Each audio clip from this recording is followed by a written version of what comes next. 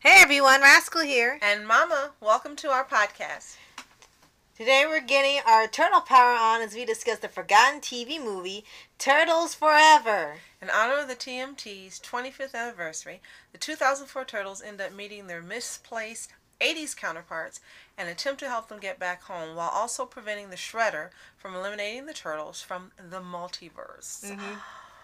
Yeah, there's actually a canonical multiverse for the Ninja Turtles because there have been so many different versions throughout the decades, whether it be in the comic books, as a television series, or as movies. So there's all these different versions of the Turtles in different universes. They're all canon. It's a very successful franchise.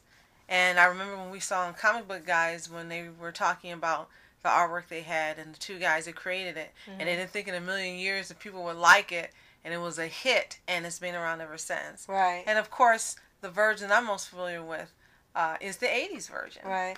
And I grew up with the 2003, then later 2004 version, where that spanned like 6 or 7 seasons.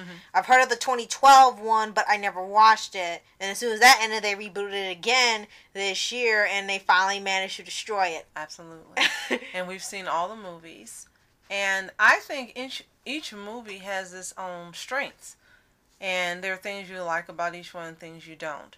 Well, unfortunately, from what I've heard, if you've mentioned of the comments online for this one, Turtles Forever, it wasn't well liked. Yeah, it was split. But I loved it. I absolutely loved it. I thought it was a great idea. The only thing I thought was missing were more versions of the Turtles. I would like to have seen more versions. I guess they stuck with the basic 3 that you would know since it's before all the movies and stuff came out. I think if it was made now, they would include many more versions and then the comics and stuff. I think they would do more, which they tried to do. Right. But this one just focused on the 2003 Turtles and the 80s one, and then they dubbed them Turtles Prime, which was the very first Turtles comic. Right. I think it was great. It was fun. You got to see the difference for most of the movie between the 80s and the 2000s. Right. And then later on the Prime. But you got to see the differences and the personality differences, and it was fun. Right. And they were all vastly different from each other, and Yes. that's what made it work. The 80s ones were really silly and stuff because of the time period. Fun-loving. And the 2003 were a blend. They liked fun, but they were taken more seriously. Right. And they were kind of annoyed because the 80s Turtles wouldn't stop doing weird things. Cowabunga did. Yeah, they're like, shut up, shut up, shut up! Will you stay serious for 5 seconds? And then they had Turtles Prime, which were ultra serious, and they were actually very violent. They were not fun at all. They were just super serious and violent. And then as it went on, they made them more kid-friendly. So they were always serious. They were like rougher than Raphael. He liked them. He said, I don't like these guys. I'm considering retiring here. And they were more like ninjas because remember they disappeared. Right. Like, where'd they go? But it was a great concept. Kudos to whoever had the idea. I like the script. I like the arc. I like seeing the different versions of the Shredder, different versions of Splinter. Yes. And I just thought it was a lot of fun and a great idea. And 2 things that kind of hindered it. One would be that they couldn't get any of the original people that were doing the voice. They said either they were really far away from each other, so that would be cost a lot to get them all to get here.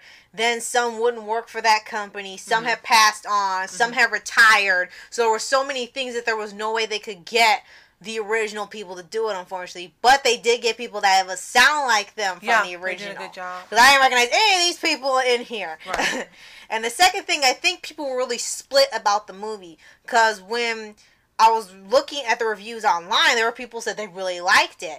And then the people that didn't like it, it seemed that most of their criticism came towards the 80s Turtles clashing with the 03 Turtles. Well, of course there was going to be a clash. They were from different time periods and different versions. Exactly. That was what was supposed to make the, what is I'm looking for? The word crossover?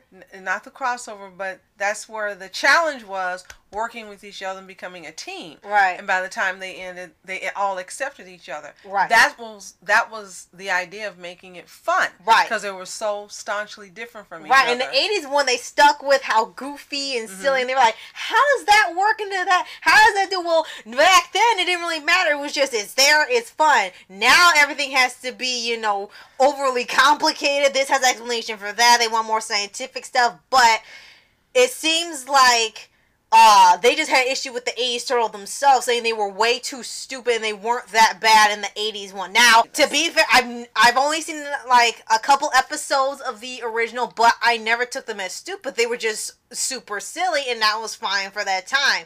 And that seems to be the criticism, where they were so stupid that they were annoying to the audience. Now, go ahead. Okay. It's easy to criticize something you're not familiar with, or that you didn't grow up watching. I grew up watching Teenage Mutant Ninja Turtles. They were fun. The 80s was a period, if you look at the music and the fashion and everything, the majority of the 80s was all about fun. That's what it was about. So the Turtles themselves and the cartoon itself reflected the times.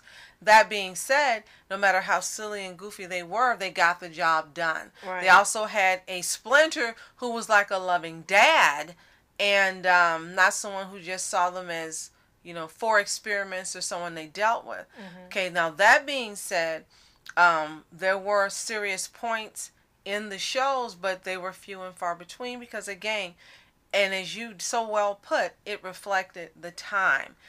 That would be the same as me saying the Turtles of 2000 I didn't like because they were serious and so forth. But see, I don't feel that way. I understand when I watch a different version that it's a different version. They were relatable. Yeah, they were a little more serious. They were a little more introspect. As you said, they were more educated in terms of understanding how detective, you know, the technology worked. Yeah, technology worked, and investigations and so forth. So I don't look at it and go, well, I don't want to see it because they're not goofy enough. I looked at it and go, wow, this is a different spin on the Turtles. Let me watch it. I like it. Now, that being said, the most recent Turtles, what is it called? Rise of the Teenage Mutant Ninja Turtles. I haven't gotten into that one. We've watched a few episodes, and for me, it's just so different from any version I've seen, and they've decided to change not only the look of each character, but switch the personalities. I'm just not sure where they're going with this one. So the verdict's still out, and I won't give an opinion, but you have to be open to seeing a different version of what you love. Sometimes it works, sometimes it doesn't, but what you and I have both learned is at least give it a chance, watch it, and see. I'm sorry for you guys that think the 80s Turtles was silly and stupid. They were silly and they were fun, but all in all, they got the job done. They saved the day, and they clearly were a positive image for kids that were growing up then that were safe to watch of all ages. Right. That's all I got to say. And the movie also had the two Shredders. They had the 2003 Shredder and the 80s Shredder. And he was repulsed by the 80s one, which was hilarious because you think Shredder was a threat in all versions, but then you get to the 80s one, you're like, oh man, you were kind of a joke too. But it was still something to be taken seriously, and he was still a threat. You had to take him down. But in terms of personality and the intelligence, it's vastly different from this one. And he was just irritated by this other version of himself, and the machines were all outdated and stuff. It said they're almost, the doctor says it's almost cartoonish. And that's what was hilarious, seeing how they all meet up. Like what they said, what would happen if this version met this version? Well, that's basically what the movie was. Exactly. What version, when the 03 version met the 80s version, and then they met the first turtle. The first Turtles going to the comics, and yeah, we know the changes had to be made so it was a little more kid friendly, given that the 03 Turtles could barely push the envelope back then. It was still entertaining, and it was fun seeing how they all interacted. All the shout outs, they really went back and made sure they got the details right. And the designs look like they never changed despite the animation differences. And it's just all in all a really great movie that I've been wanting to see for many years, and finally got to see it. And you got it for your birthday. Yes. Turtles Prime was really different for me because I wasn't really familiar with it. But again, the best part of the movie for me was the end when they all accepted each other. They saw the strengths that each other had despite their differences. And of course, it's no secret or spoiler that all of the turtles saved the day. Right. And again, I would have liked to have seen more versions.